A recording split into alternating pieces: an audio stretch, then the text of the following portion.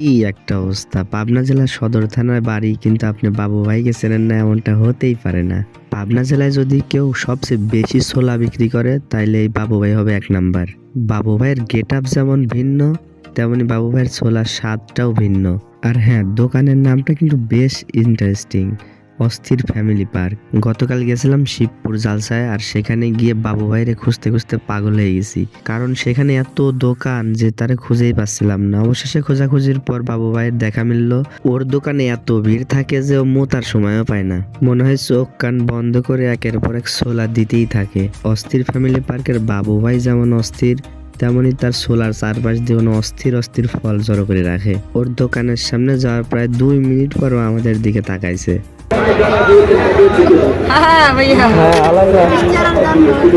অস্থির family park, আমাদের অস্থির বাবু মোল্লা চলে আসেন, খাবো খালি গরম গরম ছোলা, খালি 10 টাকা 20 টাকা 30 টাকা বেশি সময় সারা বেশি নেই। লাইভে ছোলা খাচ্ছে, ওই দেখে লাইভ চলছে।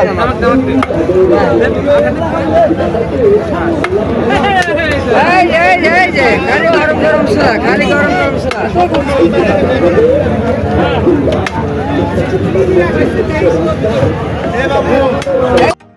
তবে বাবু ভাইয়ের একটা জিনিস খুব ভালো লাগে, চাইলে কাউরে ফেরত দেয় না। জীবনে যত প্রকার ছোলা খাইছেন, আপনি যদি বাবু ভাইয়ের ছোলা খান, মনে হবে এটা একটা ভিন্ন রকমের স্বাদ।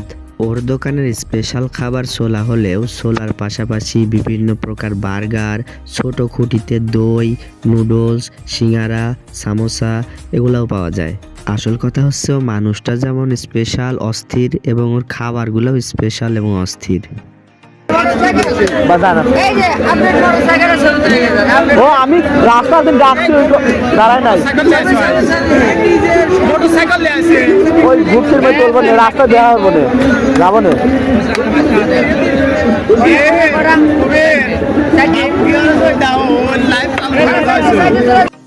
ওর দোকানে সবসময় ৫-৬ জন কর্মচারী এমনিতেই কাজ করে, তারপরেও এত পরিমাণে ভিড় হয় যে মাঝে মাঝে আগে টাকা দিয়ে তারপরে খাবার নিয়ে খেতে হয়। ওর সোলার স্পেশালিটি হচ্ছে সবসময় গরম থাকে।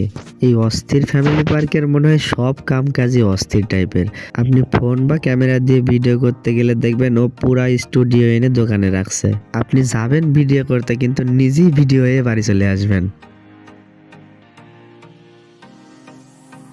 আর একটা বিষয়, এই যে দোকানের পিছনে যেটা বাসর ঘরের মতো ফুল দিয়ে সাজানো জিনিস দেখতে পাচ্ছেন, এটা কিন্তু মোটেও বাসর ঘর না, এটা হচ্ছে বাবু ভাইয়ের ইউনিক হোন্ডা বা মোটরসাইকেল। ও এত পরিমাণে ছোলা বিক্রি করে যে আজকে নাকি এইটার 2টা বইরে নিয়ে আসছে, তাও শেষ হয়ে গেছে। তা অবশ্য তার ছোলা বিক্রি করার স্পিড দেখলেই ঠিক পাওয়া যায়।